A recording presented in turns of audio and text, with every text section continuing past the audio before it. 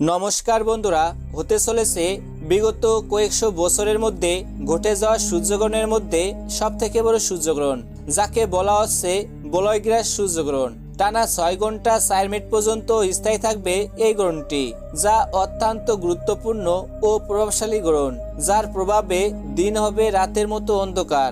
আজকের এই ভিডিওটির মাধ্যমে আপনারা জানতে পারবেন ভারত ও বাংলাদেশের সময়ানুসারে কখন এই সূর্যগ্রহণ শুরু হবে, কখন শেষ হবে এবং এর পাশাপাশি এই গ্রহণটি কোন কোন জায়গা থেকে দেখা যাবে সে সম্পর্কে।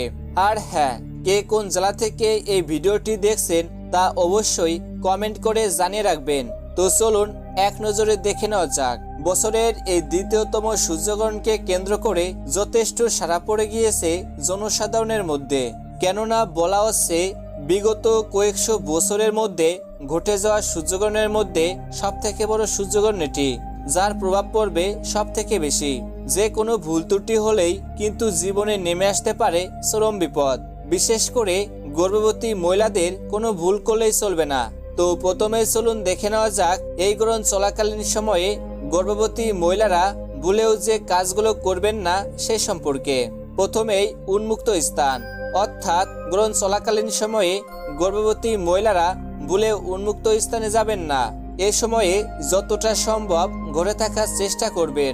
এ সময়ে অযথা কারোর সাথে তর্কে বিতর্কে যাবেন না। গ্রহণ চলাকালীন কোনো প্রকার খাবার খাওয়া থেকে বিরত থাকবেন। এ সময়ে ঘুমানোর একদমই উচিত নয়।